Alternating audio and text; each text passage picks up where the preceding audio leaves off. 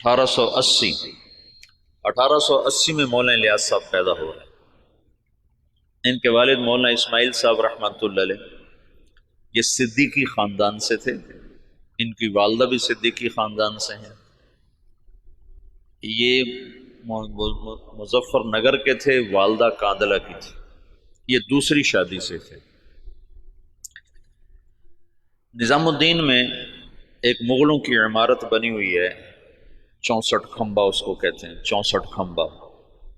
اس کا جو گیٹ ہے، یہ جیسے ہمارا گیٹ چھتا ہوا ہے، آگے چھت ہے، ایسے وہ چھتا ہوا گیٹ ہے، اس کے اوپر ایک پرانی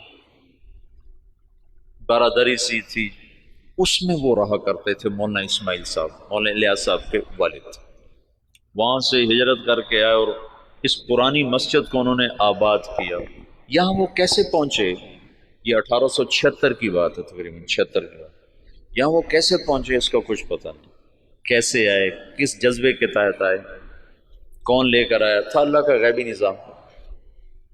چونکہ یہ جگہ غیر آباد تھی، یہاں مرزا الہی بخش تھا، اس کی یہ جاگیر تھی۔ مرزا الہی بخش یہ بہادر شاہ ظفر کا سمد ہی تھا، یعنی بہادر شاہ ظفر کے بیٹے سے اس کی بیٹی کی شادی ہوئی تھی، اور مرزا الہی بخش بھی انگریزوں سے مل گیا تھا، اور وہ بھی جنگ آزادی کے ختم کرانے والوں میں ایک کردار تھا، اور غداری کا اس نے بھی بڑا صلہ پایا تھا۔ یہ مسجد مرزا الہی بخش نے بنوائی تھی، چھوٹی سی، ابھی تک وہ مسجد باقی ہے۔ تو ایک دفعہ مولانا اسماعیل صاحب یہ باہر نکلے ڈھونڈنے کے کوئی آدمی ملیں تو ان کو مسجد میں لاؤں، کہ ویران جگہ تھی۔ تو کچھ لوگ جا رہے تھے دلی، یہ میوات سے پہلا تعارف ہونے لگا، تو ان سے پوچھا بھائی آپ لوگ کہاں جا رہے ہو؟ کہ جی دلی جا رہے ہیں مزدوری کرنا۔ تو انہوں نے کہا اگر میں مزدوری دے دوں تو میرے ساتھ چلو گے؟ کہاں تمہارے ساتھ چلو؟ ایک دن کی مزدوری 2 آنے تھی، 2 آنے۔ تو وہ 5-6 آدمیوں کو لے کر مسجد میں آ گئے اور ان کو وضو سکھایا، طہارت، نماز سکھا کر سارا دن اپنے ساتھ رکھا۔ پھر تعارف پہ پتہ چلا کہ یہ میواتی ہیں۔ میواتی کون ہیں؟ اس کے بارے میں مورخین کی رائے یہ ہے کہ یہ جو ہندوستان کی قدیم قومیں ہیں ان میں سے ہیں میواتی۔ ایک تو ہے نا آریہ نسل جو وسط ایشیا سے آئے اور انہوں نے پورے ہندوستانی خطے پر قبضہ کیا۔ آریہ نسل کے لوگ راجپوت اور جاٹ یہ کہلائے، اور ان کی اور کئی قسمیں بنی۔ جو لوگ یہاں قدیم آباد تھے ان میں سے ایک قوم میو بھی ہے، یہ ہندوستان کی قدیم آباد قوم ہے، اور یہ بہت مار دھاڑ والے اور بہت زیادہ لڑائی مار کٹائی والے، لوٹ مار ان کا پیشہ تھا، کوئی مہذب زندگی ان کی نہیں تھی۔ مولانا محمد اسماعیل صاحب رحمۃ اللہ علیہ نے سب سے پہلے ان کو اپنا گرویدہ بنایا، تو انہوں نے جا کر واپس کہا کہ آج تو بڑے آسان کام ملے، صرف اٹک بیٹھک تھی، نماز اور منہ ہاتھ دھونا تھا اور دعانے مل گئے۔ بڑے سارے وہ حیران ہو گیا، بڑا اچھا کام ملا بھائی، کوئی مسئلہ ہی کوئی نہیں، نہ کوئی پتھر توڑے نہ کوئی وزن اٹھایا، اور کام ہمارا بڑا چوکھا ہو گیا۔ یہ ابتدا ہے۔ مولانا الیاس صاحب رحمۃ اللہ علیہ، یہ مولانا اسماعیل صاحب کا جو دوسرا نکاح ہے یہ 1868 میں ہوا، دوسرا نکاح۔ اور مولانا الیاس صاحب رحمۃ اللہ علیہ سے پہلے مولانا یحییٰ صاحب پیدا ہوئے، اور پہلی بیوی سے مولانا محمد صاحب تھے، اور 1880 کے آس پاس میں مولانا الیاس صاحب پیدا ہوئے، اور 1898 میں مولانا اسماعیل صاحب کا انتقال ہو گیا، تو ان کی جگہ ان کے بڑے بیٹے مولانا محمد صاحب یہاں بیٹھے۔ 1918 میں ان کا بھی انتقال ہو گیا۔ مولانا الیاس صاحب رحمۃ اللہ علیہ کی 1912 میں شادی ہوئی، 1915 میں پہلا حج کیا اپنے شیخ مولانا خلیل احمد کے ساتھ، گنگوہ میں تعلیم حاصل کی۔ 1906 میں مولانا گنگوہی کا انتقال ہوا ہے، تو ان کے ہاں سے پھر یہ دارالعلوم دیوبند میں آ گئے، وہاں تعلیم مکمل فرمائی۔ پھر 1912 میں ان کی شادی ہوئی۔ 1915 میں پہلا حج مولانا خلیل احمد صاحب کے ساتھ تشریف لے گا۔ اس وقت یہ سہارنپور میں پڑھاتے تھے، اپنے شیخ کے ساتھ پڑھاتے تھے۔ مولانا خلیل احمد صاحب رحمۃ اللہ علیہ وہیں رہ گئے، ہجرت کر کے گئے تھے، وہ واپس نہیں آئے۔ باقی حضرات واپس آؤ نہیں، اس وقت نہیں، ساتھ ہی واپس آئے، بعد میں گئے۔ تو 1918 میں مولانا محمد صاحب کا انتقال ہوا، تو مولانا الیاس صاحب رحمۃ اللہ علیہ وہاں تشریف لائے، جنازے میں شرکت فرمائی۔ تو مقامی لوگوں نے، میواتیوں نے کہا کہ اب یہ جگہ خالی ہے تو اس کو آپ آباد کریں۔ تو مولانا نے فرمایا کہ میں اپنے شیخ سے پوچھوں گا۔ تو پھر وہ تشریف لائے سہارنپور، اور مولانا خلیل احمد صاحب سے درخواست کی کہ اس طرح لوگ چاہتے ہیں، میں کیا کروں؟ تو انہوں نے یہ فرمایا تم 1 سال کی چھٹی لے کے چلے جاؤ، اگر تمہارا دل لگے تو وہاں رہ جانا، نہ لگے تو پھر واپس آ جانا، مدرسہ سے تمہارا رابطہ نہ ختم ہو، چھٹی لے لو۔ وہ چھٹی کی جو درخواست لکھی تھی نا، وہ پرانے سہارنپور کے مدرسہ میں ابھی بھی محفوظ پڑی ہوئی۔ 1918 میں مولانا الیاس صاحب تشریف لائے نظام الدین۔ ابھی تبلیغ نام کی کوئی شے ان کے ذہن پر کوئی نہیں۔ 1918 میں شدھی کی تحریک چل پڑی۔ شدھی کیا تھی کہ ہندوؤں نے یہ تحریک چلائی کہ مسلمانوں کو ہندو بناؤ، اور بنیاد انہوں نے یہ اٹھائی کہ مسلمان تو باہر سے آئے، ہم تم ایک قوم ہیں، اوپر جا کر ہم سب کے رشتے ایک ہیں۔ تو یہ باہر سے مسلمان کون تھے جنہوں نے آ کر ہمارا مذہب بگاڑ دیا، لہٰذا ہم سب کو ایک ہونا چاہیے۔ یہ تحریک بڑے زور سے چلی۔ تو مولانا الیاس صاحب رحمۃ اللہ علیہ اس پر بڑے پریشان ہوئے کہ اس کا میں کیا حل کروں۔ تو انہوں نے جاتے ہی میوات میں مدارس کی بہتات، چھوٹے چھوٹے مکتب، اور اس میں اپنا سب کچھ لگایا، بیوی کا زیور بھی لگا دیا، سینکڑوں چھوٹے چھوٹے مکتب میوات میں کھولے۔ ایک دفعہ میوات میں گئے ہوئے تھے مریدوں کے پاس، تو ایک نوجوان آیا، ہاتھ میں کڑا، بڑی بڑی مونچھیں، داڑھی صاف۔ کسی نے کہا یہ آپ کے مدرسے سے فارغ التحصیل حافظ قرآن ہے۔ کہنے کہ حافظ، اس کا یہ حلیہ کیوں ہے؟ کہ یہ ماحول کی وجہ سے۔ تو یہ پہلی چوٹ لگی اور دل میں خیال آیا، جب تک تمام طبقات میں دین نہیں آتا تو چند طبقوں میں دین کا لانا یا چند طبقات میں دین کا آنا یہ نہ کافی ہے، نہ یہ ذریعہ نجات ہے، پوری امت کا مسئلہ ہے۔ تو مدرسوں سے ایک دم دل بجھ گیا، دل ہٹ گیا، بند نہیں کیے لیکن طبیعت بند ہو گئی، دل ہٹ گیا۔ اور واعظین اس زمانے میں شدھی کی تحریک کے ٹکر میں علماء نے وعاظ کو بھیجنا شروع کیا تھا کہ مختلف شہروں میں جا کر، دیہاتوں میں جا کر تبلیغ کرو۔ تو مولانا الیاس صاحب نے بھی اپنے واعظ بھیجنے شروع کی، لیکن وہ جاتے تھے جہاں تک سڑک ہوتی تھی، جہاں سڑک نہیں ہوتی تھی وہاں نہیں جاتے تھے، یا جہاں کوئی آسائش نہیں ہوتی تھی وہاں نہیں جاتے تھے۔ پھر طبیعت اس سے بھی ہٹ گئی، پھر خانقاہی سلسلہ شروع کیا، اور نظام الدین میں بیعت کا سلسلہ، اس سے پہلے بیعت نہیں فرماتے تھے، پھر بیعت کا سلسلہ شروع۔ تو بہت جلدی مریدوں میں ترقی ہونے لگی، اور مریدوں کا اضافہ بھی، اور مریدوں کے تزکیہ کے حالات بھی بڑے اچھے۔ لیکن کچھ عرصے کے بعد خیال آیا کہ کتنے لوگ میرے مرید ہو جائیں، 1,00,000 2 لاکھ، تو عامت الناس کا کیا کروں؟ ابھی اللہ تعالیٰ فطرت خود ہی کرتی ہے لالے کے حنا بندی، پھول کو سرخی کوئی نہیں پہناتا، اللہ ہی اسے سرخ کرتا ہے۔ تو طبیعت ہٹتی گئی، مدرسوں سے ہٹ گئی، خانقاہ سے ہٹ گئی کہ خانقاہ بھی ایک جزئی کام ہے، مدرسہ بھی ایک جزئی کام ہے، اور واعظ تقریر بھی ایک، پیسے دو تو جاتے ہیں، پیسے نہ دو تو جاتے نہیں۔ تو بے قراری بڑھتی گئی اور کوئی حل نظر نہیں آیا۔ تو 1926 میں، اس سے قبل مولانا خلیل صاحب وہ ہجرت کر کے اور تشریف لے گئے، مدینہ منتقل ہو گئے تھے۔ تو 1926 میں حج پہ تشریف لے گئے، ہجرت کی نیت کر کے کہ میں اب واپس نہیں آؤں گا، وہیں رہوں گا۔ 1925 میں گئے تھے، 1926 میں واپس آئے۔ یہ نیت کر لی تھی کہ اب میں واپس نہیں آؤں گا، ادھر ہی رہوں گا۔ جب یہ مکہ پہنچے تو ان کو خواب میں اللہ کے رسول کی زیارت ہوئی۔ تو انہوں نے پوچھا، یا رسول اللہ، میں امت کی بہتری کے لیے کیا کروں، امت کی ہدایت کے لیے کیا کروں؟ تو اللہ کے رسول نے فرمایا، جیسے میں نے مکے میں کام کیا تھا تم ویسے کام کرو۔ انہوں نے آگے عرض کی، مجھے تو پتہ نہیں مکے میں آپ نے کیسے کام کیا تھا۔ تو اللہ کے نبی نے فرمایا، مکی صورتوں میں غور کرو، اللہ تمہیں سکھائے گا۔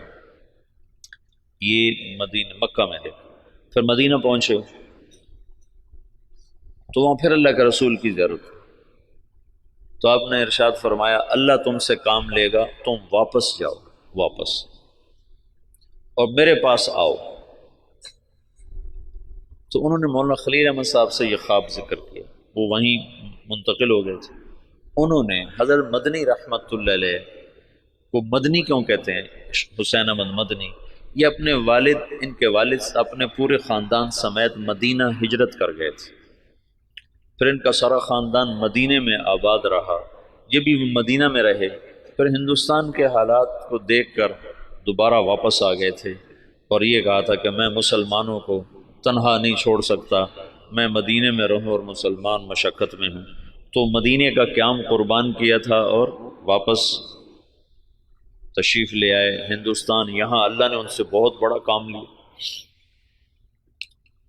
تو اس لیے ان کو مدنی کہتے ہیں۔ تو ان کے بھائی تھے سید احمد، وہ وہاں پہلے انہوں نے اتنا فقر دیکھا کہ حضرت مدنی فرماتے ہیں، میرے والد سبزی منڈی جاتے تھے شام کو، تو جو سبزی وہاں گلی ہوئی سڑی ہوئی لوگ پھینک کے چلے جاتے تھے نا، وہ اٹھا کے لاتے تھے، پھر اس کو صاف کر کے خالی ابال کے ہم کھاتے تھے کہ اس میں نمک مرچ ڈالنے کا بھی سکت نہیں تھی۔ اس طرح شروع کے دن تھے۔ لیکن سید احمد کو اللہ نے صلاحیتیں دیں، انہوں نے شاہ عبدالعزیز سے پتہ نہیں کیسے تعلق بنایا، وہ الگ داستان ہے۔ ان کے بیٹے سید حبیب نے اس سے بھی آگے، اب ان کی نسل وہاں اربوں پتی، بڑے بڑے ان کے محل ہیں۔ یہ تمہارے حسنین کو 4 گنا کریں تو تب ان کا محل بنتا ہے، اس سے بھی 4 گنا بڑی 4 دیواری ہے جس میں وہ رہ رہے ہیں۔ احد کے قریب ان کے محلات ہیں۔ تو انہوں نے سید احمد سے ذکر کیا، تو انہوں نے جو مسجد نبوی کے اس وقت منتظم تھے، ناظم اعلیٰ، ان سے ذکر کیا۔ تو انہوں نے عشاء کے بعد جب مسجد بند کر دی تو مولانا الیاس صاحب کو بلا کر جالی کا دروازہ کھول کے اندر بھیج دی۔ تو اندر جالی اور روزے کے درمیان کوئی چاروں طرف دیوار ہے، دروازہ کوئی نہیں۔ یہ نور الدین زنگی نے اس کو چاروں طرف سے بند کروایا تھا، اور نیچے سیسا پگھلا کے ڈالا تھا۔ جب وہ کچھ لوگ آ کر لاش نکالنے کا منصوبہ لے کر آئے تھے،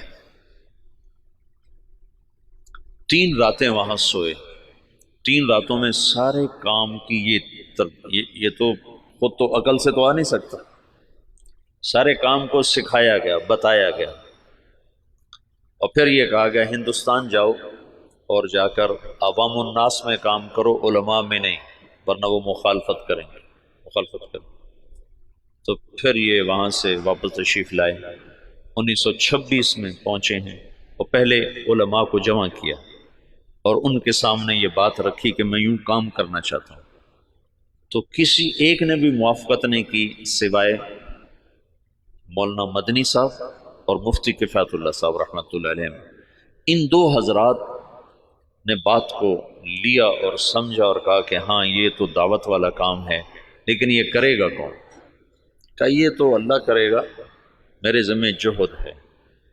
پھر وہ بندہ فنا فی تبلیغ ہو گیا ہے اور دیوانگی چھا گئی، دیوانگی۔ ایک دفعہ بیان کر رہے تھے، گرمیوں کے دن تھے، صحن میں 11 بج گئے، 11 فجر کے بعد شروع ہوئے، گرمیوں میں 11 بج گئے۔ تو ایک میواتی کھڑا کر کے لگا، بھائی نام دے دو ورنہ یہ مر جائے گا، بیچارہ مر جائے گا، نام دے دو۔ ایسی دیوانگی چھا گئی تھی اور کوئی شکل نہیں، کوئی جانتا نہیں، اور آگے سامنے میواتی ہیں جن کو دین کی خبر ہی کوئی نہیں، کلمہ نماز کا نہیں پتا، تو دعوت کیسے دیں گے؟ 10 برس کی محنت کے بعد ایک جماعت چلے کی تیار ہے، 10 سال کے بعد۔ تو ان کو ہدایات دی اور ان کو روانہ کرتے کرتے 5 میل ان کے ساتھ پیدل چلتے گئے، پیدل چلتے گئے۔ مولانا سعید خان صاحب سے یہ بات میں نے بہت دفعہ سنا، جب ان کو رخصت کرنے لگے تو کہنے لگے کہاں جا رہے ہو؟ ان کا جی دلی جا رہے ہیں۔ کہنے لگے نہیں، لندن پہ چوٹ پڑ گئی، امریکہ پہ چوٹ پڑ گئی، ساری دنیا میں ہدایت کا فیصلہ ہو گیا۔ ایک دفعہ عبدالعال صاحب تشریف فرما تھے، کہنے لگے ہم 5-6 آدمی بیٹھے ہوتے تھے مولانا الیاس صاحب کے آگے، 6-7 اور وہ ہم سے کہتے کہ بھائی ساری دنیا میں جماعتیں بھیجنی ہیں، مشورہ دو کیا کیا جائے۔ تو ہمیں خیال آتا کہ مولانا صاحب بیچارے کتنے پاگل دیوانے ہیں، اور شیخ چلی کی باتیں کرتے ہیں کہ ہم 6-7 آدمی بیٹھے ہیں اور ہمیں کہہ رہے ہیں کہ ساری دنیا میں جماعتیں بھیجنی، مجھے مشورہ دو ہمیں کیا کرنا چاہیے۔ یعنی اللہ تعالیٰ نے اپنی قدرت سے ظاہر کر کے دکھا دیا کہ کیسے سارے عالم میں ہم خود پھر رہے ہیں، تو ساری دنیا سے جماعتیں ہمارے پاس آ رہی ہیں، ہم سے ساری دنیا میں لوگ جا رہے ہیں۔ تو 1926 سے لے کر 1944 نوح میوات میں پہلی بستی ہے جہاں پہلا اجتماع ہوا۔ اس وقت اجتماع نہیں کہتے تھے، جلسہ کہتے تھے، جلسہ، پہلا جلسہ ہوا۔ اور سگا بیٹا محمد یوسف اکلوتا سخت مخالف تھا، وہ کہیں یہ کیا پاگلوں کا کام شروع کر دیا۔ ان کا ذہن ذوق سارا تعلیمی تصنیفی۔ 21 سال کی عمر میں طحاوی کی شرح لکھی، جو حدیث کی مشکل ترین کتاب ہے طحاوی، اس کی شرح 21 برس کی عمر میں لکھی۔ اور حیات الصحابہ جیسی کتاب تو ساری دنیا کے علماء تسلیم کر گئے کہ سیرت میں یہ وہ شخص بدیع تھا، بدیع سیرت میں، کہ سیرت کے عنوان پر آج تک کسی نے ایسی کتاب نہیں لکھی۔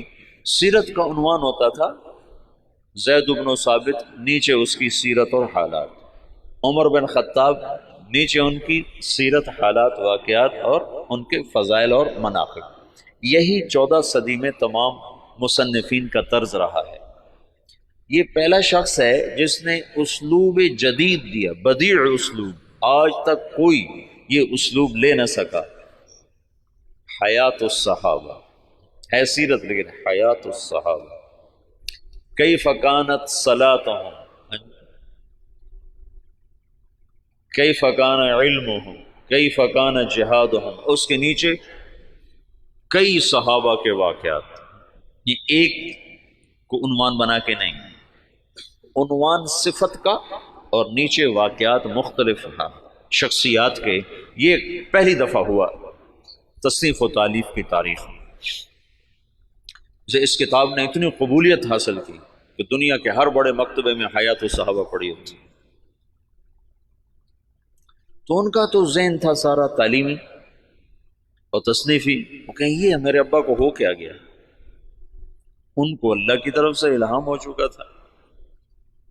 تو باپ بیٹے میں ٹکراؤ ہے۔ مولانا انعام صاحب رحمۃ اللہ علیہ، مولانا احتشام صاحب رحمۃ اللہ علیہ، یہ حضرت مولانا الیاس صاحب کے ساتھ مولانا الیاس صاحب رحمۃ اللہ، اب مولانا سعید احمد خان صاحب، یہ ساتھی ہم نوا، اور بیٹا محمد یوسف سخت مخالف۔ میاں جی بدر الدین رحمۃ اللہ علیہ تھے، میں ان سے ملا تھا نظام الدین میں، 82-83 میں گیا تھا۔ مجھ سے کہنے لگے کہ ہمیں مولانا الیاس صاحب بھیجتے کہ جاؤ یوسف کو کارگزاری سناؤ۔ شاید اس کا کوئی دل نرم پڑے. تو جب ہم جاتے تو اپنے لکھنے پڑھنے میں لگے ہوتے تھے، تو ہمیں دیکھتے ہی کہتے مجھے پتہ چل گیا تمہیں بوڑھے نے بھیجا ہے کہ جاؤ اس کو کارگزاریاں سناؤ، بھاگ جاؤ، میرے پاس کوئی وقت نہیں تمہاری فضولیات سننے کے لیے. کہ ہمیں بھگا دیتا تھا مولوی حسن، کہتا تھا مجھے پتہ ہے تمہیں بڈھے نے بھیجا ہے کہ جاؤ اسے کہانیاں سناؤ، میں نہیں آتا تمہاری کہانیوں. بیٹا ایسے مخالف تھا. اور علماء عوام خواص بھول چکے تھے کہ دعوت فرض منصبی ہے. وَكَذَلِكَ جَعَلْنَاكُمْ أُمَّةً وَسَطًا لِتَكُونُوا شُهَدَاءَ عَلَى النَّاسِ. یہ تو شہداء اللہ الناس کا فریضہ پوری امت کے ذمے ہے، اور سارا عالم ہمارے ذمے. میاں جی بدر الدین، یہی بدر الدین بتاتے ہیں، میں بیان کر رہا تھا تو سامنے کچھ لوگ بیٹھے تھے 10 12 15، تو پیچھے سے مولانا الیاس صاحب آ گئے، کہنے لگے بدر الدین اب کن میں بیان کر رہے ہو، کن کو سنا رہے ہو، کن کو سنا رہے ہو؟ کہا جی ان کو سنا رہا ہوں. اور جو سامنے بیٹھے ان کو سنا رہا ہوں. اے تیرا بھلا ہو جائے. اونٹ کی نیت کرو. اونٹ، اونٹ میواتی زبان میں آخری کنارے کو کہتے ہیں، آخری کنارہ. کہ دنیا کے آخری کنارے کی نیت کر کہ میں یہ بات دنیا کے آخری انسان تک کو سنا رہا ہوں. ایسے وہ نیت کرواتے تھے. اپنی زندگی میں 2 کمرے بنائے تھے مسجد میں داخل ہو کر، جنوب کی طرف، اوپر ان میں کھڑکیاں، کھلی کھلی دروازے، اور یہ فرمایا کہ یہاں غیر ملکی مہمان جب آئیں گے تو ان کو تم نے یہاں ٹھہرانا ہے. تو وہ بیچارے ان کے مرید حیران ہوتے کہ ادھر مقامی کوئی نہیں آتا تو غیر ملکی کہاں سے آئیں.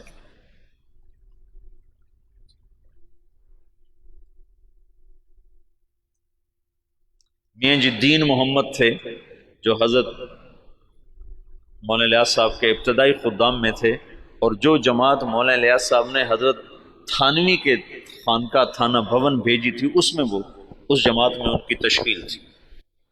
وہ کہتے ہیں ایک دفعہ مجھ سے کہنے لگے کہ مولوی صاحب ہمیں حضرت جی کہتا تھا تم امریکہ جاؤ گے، امریکہ.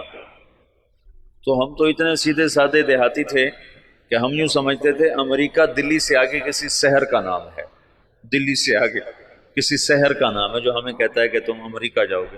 یہ تمہیں بعد میں پتہ چلا وہ تو دنیا ہی اور ہے جہاں وہ کہتا تو تم جاؤ گے.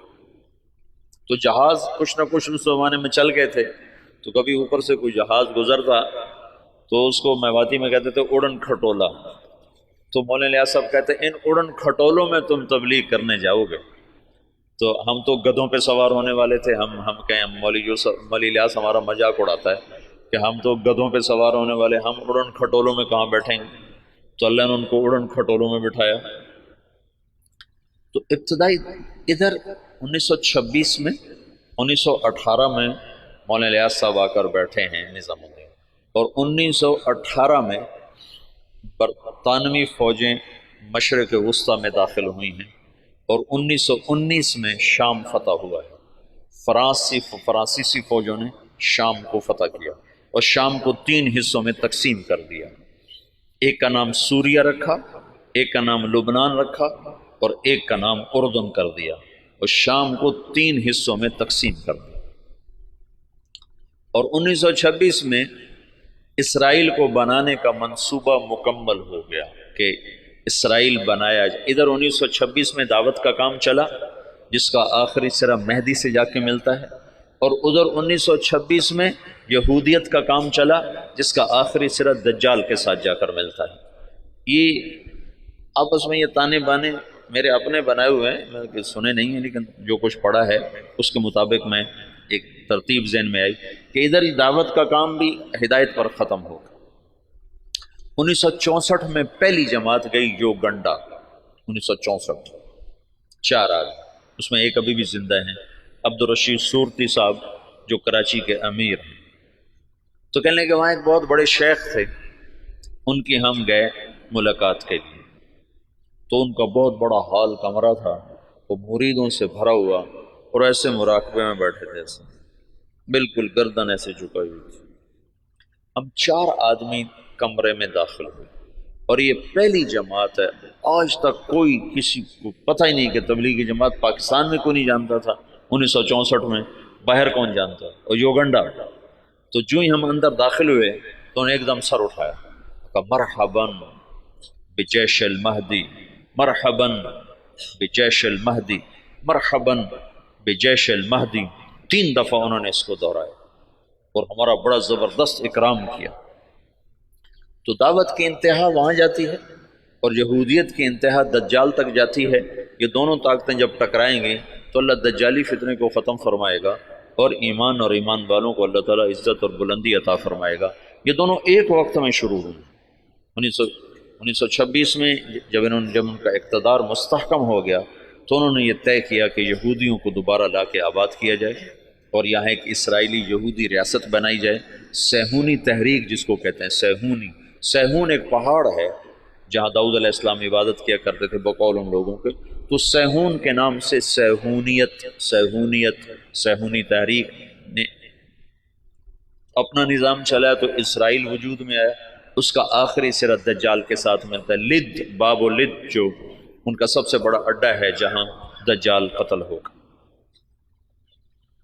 تو اللہ تعالیٰ نے مولانا الیاس صاحب رحمۃ اللہ علیہ سے دعوت کو اس وقت اٹھایا جب دعوت کے نام کو جاننے والے علماء بھی نہیں تھے، وہ بھی اسے اوپرا سمجھتے تھے اور ان کے ہاں بھی اس پر انکار شدید تھا، لیکن اس بندے کے گشتوں نے آہستہ آہستہ آہستہ آہستہ فضا کو ہموار کرنا شروع کیا۔ پھر مولانا الیاس صاحب نے بڑے بڑے علماء کو بلایا کہ اب آپ کے میوات کا دورہ کرو، تو انہوں نے میوات میں دیکھا زندگی کو بدلا ہوا، حالات کو پلٹا کھایا ہوا، تو کچھ اعتراف زبانوں پہ آنے لگا۔ 1944 میں جب دنیا سے جا رہے تھے تو میوات میں صرف باقی نہیں، صرف میوات میں بہت اچھی فضا کام کی پیدا ہو چکی تھی، اور کچھ دہلی شہر میں۔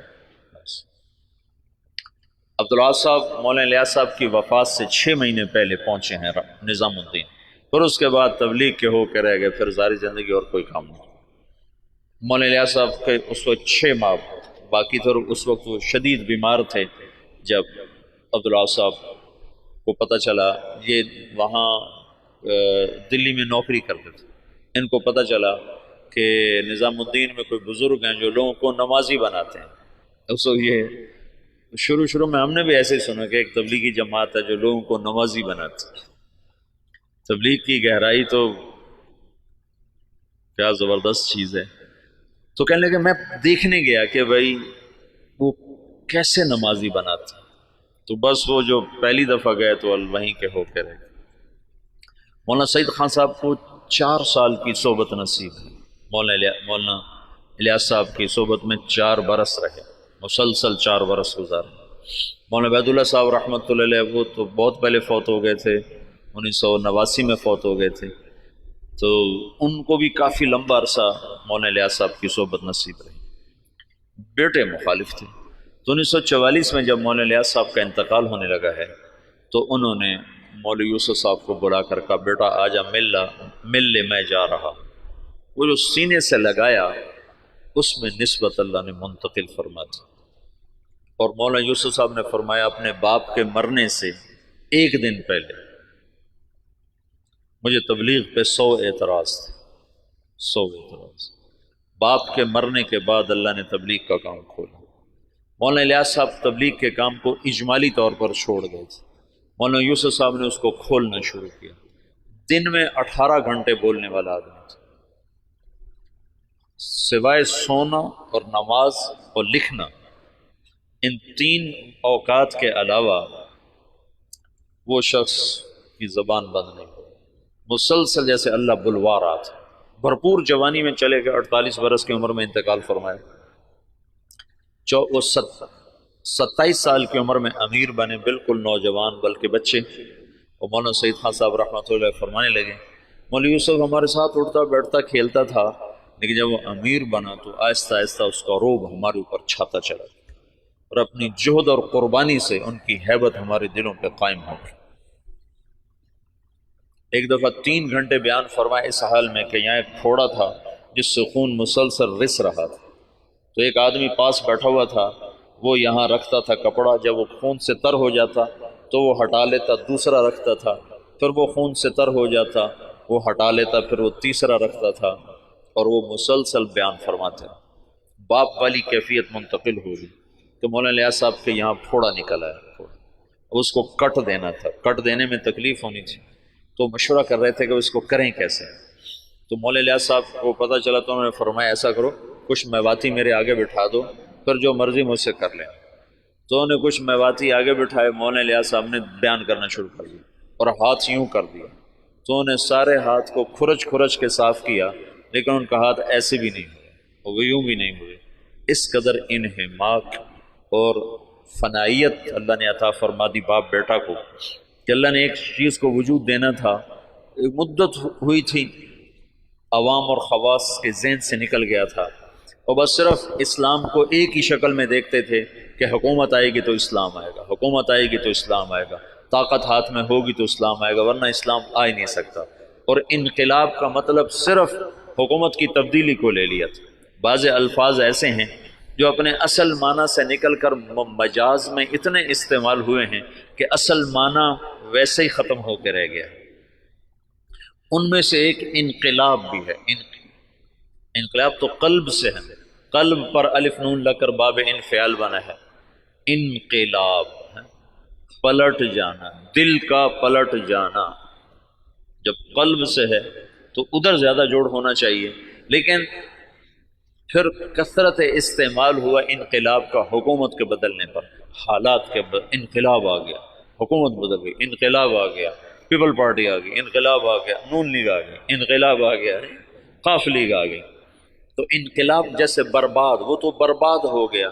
برباد، برباد کا کیا مطلب ہے؟ برباد کا مطلب ملتا ہے جس کا نقصان ہو جائے وہ تو برباد ہو، جس کا کوئی بہت بڑا حادثہ ہو جائے وہ تو برباد ہو گیا، جس کا کاروبار بیٹھ جائے وہ تو برباد ہو گیا۔ حالانکہ برباد یہ مرکب ہے، فارسی کا لفظ ہے، مرکب ہے۔ بر باد، بر باد، بر الگ ہے، باد الگ ہے۔ بر کہتے ہیں اوپر اور باد کہتے ہیں ہوا کو۔ تو بر باد کا مطلب ہے ہوا کے اوپر۔ یہ مطلب تمہیں معلوم تھا پہلے کبھی؟ یہ اپنے اصل مطلب میں کبھی استعمال ہی نہیں ہوا۔ بر باد، جس کی دکان بیٹھ جائے وہ ہوا میں اڑ رہا ہوتا ہے۔ یہ تو ایک تعبیر ہے کہ جیسے پتا ٹوٹتا ہے نا، پتا ٹوٹتا ہے پھر وہ ہوا کے رحم و کرم پر ہو جاتا ہے، اس کی کوئی منزل نہیں رہ جاتی نا۔ ہوا کے جھونکے جدھر لے جائیں وہ ادھر کو اس کی سمت ہو جاتی ہے۔ ایسی جو کسی نقصان میں حالات کی جکڑ میں آتا ہے تو اس کو کوئی رہ نہیں جاتا، اپنے بھی آنکھیں پھیر جاتے ہیں، خون بھی سفید ہو جاتے ہیں۔ تو وہ ایسے ہو جاتا ہے جیسے ہوا کے دوش پر کہ کوئی اس کا پرسان حال کوئی نہیں۔ تو اس لیے برباد کو وہاں سے یہاں ڈال دیا گیا۔ تو پچھلے 200 سال سے انقلاب کا لفظ بھی صرف اور صرف حکومت کی تبدیلی پر بولا جاتا ہے، حالانکہ انقلاب اصل معنی میں تو دل کا بدل جانا ہے۔ انقلب، دل بدل گیا۔ تو پچھلے 200 سال سے یہ ذہن بن گیا ہے کہ بغیر حکومت کے نہ دین آ سکتا ہے نہ حالات سدھر سکتے ہیں۔ مولانا الیاس صاحب نے اس کو رد کر کے دکھایا کہ نہیں، دین دعوت سے آتا ہے، حکومت سے نہیں آتا، اور دعوت تمام شعبوں کو زندہ کرنے کا واحد راستہ ہے۔ نبی جب آتا ہے تو سامنے کتنے شعبے ہیں جو بگڑے ہوئے ہوتے ہیں، وہ صرف دعوت کو زندہ کرتا ہے، شعبے خود زندہ ہو جاتے ہیں۔ جیسے صحت کو زندہ کر دیا جائے تو جسم کے سارے شعبے خود زندہ ہو جاتے ہیں، قوت کو بحال کر دیا جائے تو جسم کے سارے شعبے خود بخود بحال ہو جاتے ہیں۔ قوت بحال نہ ہو تو اس کو دوڑایا جائے تو بیچارہ کیسے دوڑے گا؟ کہ یہ جو امت ہے یہ اس بیمار بوڑھے گھوڑے کی طرح ہے، اس پر اسلام کہاں سے آیا؟ اس کی جوانی کو لوٹایا جائے گا تو اس پہ اسلام آئے گا۔ حکومت اسلام نہیں لا سکتی، ناممکن ہے۔ زیادہ زیادہ نماز پہ دکانیں بند کرا دے گی تو کوئی بے وضو پڑھ لے تو پھر کیا کرو؟ میرے اپنے اسکول کا واقعہ نہیں تو میں سناتا ہوں۔ جب میں سنٹر ماڈل اسکول میں تھا تو خود میں نے بے وضو نمازیں پڑھی. طالب صاحب سردیوں کا زمانہ وضو کیڑا کرے، اللہ اکبر. طالب صاحب کی نماز، تو وہ عشاء کی نماز ہو رہی تھی اور میرے کمرے میرے برابر میں اس کا بستر تھا. جاوید نذیر اس لڑکے کا نام تھا، یہ مرید کے اچھے زمیندار گھر کا تھا. تو اس میرے پاس آ کر کھڑا ہوا اور اس نے آ کر 4 رکعت نماز عشاء کی نیت باندھی. 4 رکعت نماز عشاء واسطے طالب حسین دے. اللہ اکبر. حکومت ایسا اسلام لائے گی واسطے طالب حسین دے. جو ایسی نماز پڑھے گا وہ تو کافر ہو جائے گا، نہ پڑھے تو اس سے تو کافر نہیں ہوتا نا، لیکن اگر ایسا کرے گا تو اسلام سے نکل جائے گا. قوت کبھی، اس لیے تو کبھی نبی کو طاقت دے کے نہیں بھیجا گیا. بعد میں طاقت آئی اللہ، جو اللہ کے نبی کو حاصل ہوئی بعد میں ہوئی. پہلے تو فقیر بن کے کھڑے ہوئے کہ نہ کوئی مال کے لالچ میں کلمہ پڑھے، نہ کوئی تلوار کے خوف سے کلمہ پڑھے، صرف اللہ کے تاثر سے کلمہ دل میں اترے. تو چونکہ اسلام نے ایک عروج دیکھا تھا، تو جو ہمارے قائدین تھے وہ اس عروج کو تصور میں لے کر اعادہ عروج کی جہد کرتے رہے. وہ جو ذوف اسلام تھا اس کو دور کرنے کی کوشش ہی نہیں کی کہ انگریز کیوں آیا. مولانا حفظ الرحمان صاحب آئے سیوہاروی، یہ میاں جی دین محمد پاس بیٹھے ہوئے، مولانا الیاس صاحب اور مولانا حفظ الرحمان آئے. حضرت دعا کریں انگریز نکل جائے. مولانا الیاس صاحب چپ بیٹھے. حضرت دعا کریں انگریز نکل جائے. چپ بیٹھے. حضرت دعا کریں انگریز نکل جائے. تو مولانا الیاس صاحب ایک دم جوش میں آئے کہ کوئی لوگ تیار کر لیے ہیں جو انگریزوں کے بعد حکومت کو سنبھالیں گے. کوئی لوگ تیار کر لیے ہیں. وہ کہ چپ. کہ جو انگریزوں کے بعد آئیں گے وہ ان سے برے ہوں گے کہ انگریز ہمارے بزرگوں کے گناہ کی سزا میں آئے، اور جو موجود آئیں گے ہمارے گناہوں کی سزا میں آئیں گے. اور مجمع کو تیار کیے بغیر کام نہیں چلتا ہے. تو انگریز تو چلا گیا، لیکن جتنا اسلام پاکستان میں ذبح ہوا، مدنی فرمایا کرتے تھے ہندوستان میں مسلمان ذبح ہوں گے اور پاکستان میں اسلام ذبح ہوگا. یہ مولانا الیاس صاحب نے پرانا سبق زندہ کیا کہ دعوت وہ واحد سبب ہے جس سے دین آتا ہے. اور میں چلنا ہی نہیں چاہتا تو مجھے زبردستی کیسے چلاؤ گے؟ تم مجھے زبردستی نماز پڑھاؤ گے تو کتنی پڑھا لو گے؟ اور جو 90% اخلاقیات ہیں وہ کیسے لاؤ؟ ماں کی خدمت کیسے کرواؤ؟ باپ کے آگے چپ رہنا کیسے سکھاؤ؟ بیوی سے حسن سلوک کیسے سکھاؤ؟ وفاداری کیسے سکھاؤ گے؟ رات کو اللہ کے سامنے رونا کہاں سے لاؤ گے؟ جب تم زانی کو کوڑے مارو گے، شادی شدہ کو سنسار کرو گے اور بازار بند کرا دو گے، ٹھیک ہے ہو گئے بند، لیکن نماز کس کو پڑھاؤ گے؟ مجھے مدینہ میں ایک نوجوان ملا دیرہ غازی خان کا، کہنے لگا 10 سال سے مدینے میں بغیر وضو کے نماز پڑھی. 10 سال. کہیے تو میں نے تمہاری کیسٹیں سنی تو مجھے ہدایت ملی ہے، تو میری بخشش ہو جائے گی؟ میری بخشش ہو جائے گی؟ تو 10 سال مدینے میں بغیر وضو کے نماز پڑھی.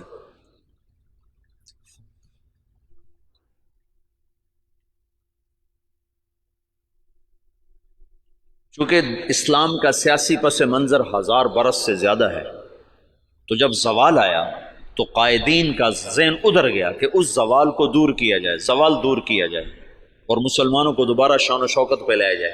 لیکن اس زوال جس وجہ سے آیا تھا اسے دور کرنے کی کوشش کیے بغیر زوال کیسے دور ہوگا؟ جب 95% لوگ بے نمازی ہوں زوال کیسے دور ہوگا؟ جب 100% لوگ بد اخلاق ہوں، ماؤں سے بدتمیز ہوں، باپ کا گریبان پکڑیں، ترازو میں ناپ تول میں کمی کریں، خود جوے کے اڈے چلائیں، زنا کے اڈے چلائیں، نشے کے اڈے چلائیں، تو ان میں کیسے دین کون لائے؟ تو جب اندر ایمان اترتا ہے تو پھر سارے شعبے زندہ ہو جاتے.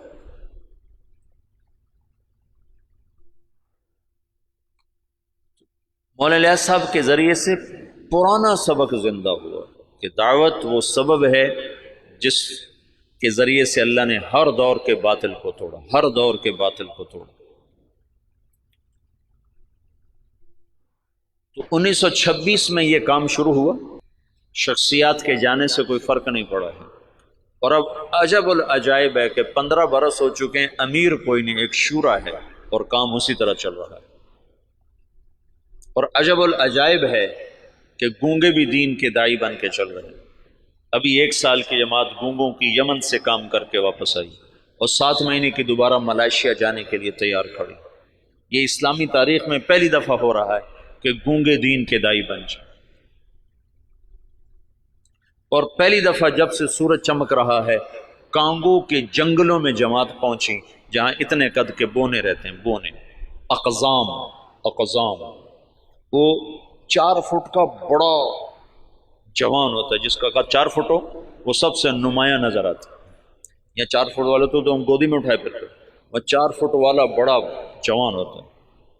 عام کا 3 فٹ 3.5 فٹ 3.25 فٹ، اور 4 فٹ والا بڑا چوڑا ہو کے چلتا ہے، اور ننگے رہتے ہیں، مرد عورت کوئی کپڑا استعمال نہیں کرتا، اور کوئی باہر کی دنیا سے ان کا تعلق کوئی نہیں ہے۔ سانپ کاٹے تو علاج ان کا جنگل میں موجود ہے، کانٹا چبھنے سے سانپ کے ڈسنے تک سارا علاج اپنے جنگل سے کرتے ہیں۔ غذا ان کی جنگل کے جانور ہیں، ہر چیز کھاتے ہیں، اور طاقتور اتنے ہیں کہ ہر آدمی 5 سے 6 7 سے 8 شادیاں کرتا ہے، کوئی کشتے نہیں کھاتے۔ کتنے لوگ بیچاروں کے گردے مر ختم ہو گئے کشتوں کے چکر میں، گردے گنوا بیٹھے، گولی اندر تے دم جلندر چلا گیا۔ ان کو اللہ نے ایسی قدرتی طاقت دی ہوئی ہے، اور جب سے وہ پیدا ہوئے انہوں نے اسلام کا نام نہیں سنا۔ آج سے 12 برس پہلے وہاں پہلی تبلیغی جماعت پہنچی، مالی سے جماعت بنی، مالی وہ گئے کانگو، کانگو سے گئے جنگل، اور جنگل کے ترجمان ساتھ لیے، انہوں نے وہاں دعوت کا کام چلایا، تو 270 آدمی پہلی دفعہ مسلمان، اور ان کو لباس وہ بیچارے لباس پہن کے اوکھے ہو گئے، ایک ہی کیتا جو سڑے نال ہے، اوکھے ہو گئے۔ تو ان میں ایک ان کا سردار وہ حج کرنے کے لیے آج سے کوئی 8-9 سال پہلے حج کے لیے، تو کچھ علماء تھے جو تبلیغ کے بڑے مخالف تھے، تو ایک ہمارے دوست ہیں حسن کیمرونی، یہ حسن کیمرون سے جماعت گئی، مالی نہیں کیمرون سے جماعت گئی تھی۔ تو حسن کیمرونی ہے، وہ مدینہ میں پڑھے ہیں، پھر ریاض سے PhD کی ہے، بڑا فاضل آدمی ہے، وہیں رہتا ہے۔ تو اس نے مجھے یہ سارے حالات سنائے، وہ خود بھی اس میں شریک تھا، تو وہ اس بونے کو لے کر گئے ان علماء سے، تو ان کا تبلیغ والے یہ کرتے ہیں، تبلیغ والے یہ کرتے ہیں، یہ کرتے ہیں، یہ کرتے ہیں۔ ان کا یہ سب کچھ جو کرتے ہیں بالکل صحیح ہے، ان پر یہ سارے اعتراض ٹھیک ہیں، پر اس بونے کی کارگزاری سن لو کہ تبلیغ والے یہ بھی کرتے ہیں۔ جب انہوں نے سنے حالات تو وہ سارے رونے لگے اور کہنے لگے تبلیغ حق ہے، ہم نفس پرستی کا شکار، اور اب ان کی تعداد تقریباً کوئی 5000 کے قریب ہو چکی ہے، وہ 270 سے اب 5000 تک پہنچ چکے ہیں۔ جب یہ واحد تحریک ہے، پہلے خیر القرون کو چھوڑنے کے بعد، خیر القرون کا کوئی ٹکر نہیں، خیر القرون کے بعد یہ پہلی دفعہ دنیا میں ایسا ہوا ہے کہ کسی تحریک نے 6 بر اعظم کے مسلمانوں کو متاثر کیا۔ اس سے بڑی تحریک آج تک نہیں اٹھی، نہ اتنی شخصیتیں بہت بھاری بھاری اٹھ ہیں، ان کے سامنے مولانا الیاس صاحب کی شخصیت کوئی بڑی نہیں ہے، لیکن جو کام مولانا الیاس سے اللہ نے لیا ہے، یہ خیر القرون کے بعد کوئی ایسا کام نہیں کر سکتا جس میں اتنی وسعت ہو کہ وہ فیجی مشرق میں آخری کنارہ اور ہوائی مغرب میں آخری کنارہ، اور دونوں طرف سے لوگ سمٹ کے رائے میں پہنچ کے دین سیکھ رہے ہیں، یہ پہلی دفعہ دنیا میں ہے۔ ایک تو گونگے ہیں، چلو گونگا تو صبر کرتا، اسے آتا کچھ نہیں۔ مجھے کتنے لوگ ملے افریقہ سے آئے 4 مہینے لگا رہے ہیں، اور ایک وہاں سے آیا ارجنٹائن سے 4 مہینے لگا رہا تھا، وہ اسپینش جانتا تھا اور ہمارے پاس کوئی ترجمان نہیں تھا اسپینش زبان کا، پورے 4 مہینے بغیر ترجمان کے گزار کے چلا گیا۔ تم 4 دن گزار کے دکھا دو مولوی صاحبان، 5ویں دن تم نظر نہیں آؤ۔ 4 مہینے ایک لفظ نہیں سمجھا۔ میں نے ایک سے پوچھا، میں نے کہا تمہیں کیا فائدہ ہوتا ہے، تم سمجھ تو کچھ آتا نہیں، تو اس نے ادھر اثر ہوتا ہے، ادھر اثر ہوتا ہے۔ تو میں یہ چاہتا ہوں تم تبلیغ میں بصیرت کے ساتھ چلو، میں یہ چاہتا ہوں تبلیغ کی عظمت تمہارے دل میں ہو۔ تھوڑی سی زندگی ہے، پتہ نہیں کب شام ہو جائے۔ میں تو موت کا ایک جھٹکا کھا چکا ہوں، دیکھ چکا ہوں کہ کتنی ناپائیدار زندگی ہے اور کتنی بے ثبات یہ دنیا ہے اور کتنا دھوکے کا یہ جہان ہے کہ پتہ بھی نہیں چلتا اور وہ گئے۔ تو تھوڑی زندگی میں وہ کام کرو جس کا نفع تمہیں زیادہ ملے، جس کی واپسی تمہیں زیادہ ملے۔ تو تبلیغ کے سوا اس وقت کوئی میدان عمل میں ایسا عمل نہیں جس میں لگنے سے تم سارے عالم پر اثر انداز ہو جاؤ، ساری دنیا کے انسانوں تک تمہاری محنت کا اثر پہنچا۔ جبوتی جیسے غریب ملک میں آگے بھی اس سے بھی غریب علاقہ تھا تجرو، جہاں کشتی ڈوبی تھی، اس جنگل میں اجتماع ہوا، 3-4 ہزار کا مجمع جنگل میں جمع تھا۔ یا کتنے بڑے بڑے اشتہار لگتے ہیں، 300-400 سے زیادہ آدمی اکٹھا نہیں ہوتے۔ وہ جنگل، وہ ایک نکر اور ایک بنیان، یہ ان کا لباس تھا۔ 24 گھنٹے میں ایک وقت کھانا کھاتے۔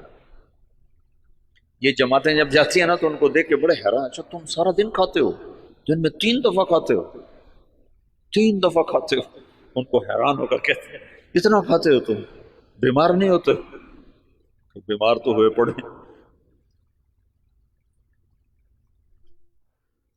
غربت انتہا درجہ۔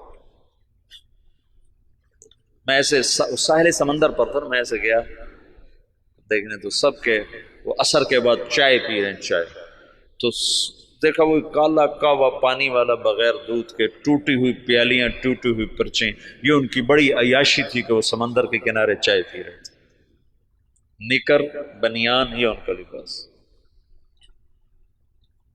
وہاں تبلیغ پہنچ گئی، کوئی جانتا نہیں محمد الیاس کون ہے، کوئی جانتا ہی نہیں محمد یوسف کون ہے، انعام الحسن کون ہے، عبد الوہاب کون ہے، محمد سعد کون ہے، لیکن تبلیغ وہ ایسے کر رہے ہیں کہ جیسے رائمنڈ میں ہو رہی، جیسے پاکستان میں ہو رہے۔ خود جبوتی والے ان کی زبان نہیں سمجھتے، وہ اور زبان، پہاڑ کی کوئی جنگلی زبان بولتے۔ تو تبلیغ کے معجزات اب نظر آتے ہیں، نظر، تبلیغ کی کرامت وہ نہیں جو چھپی ہوئی، نظر آتی ہے۔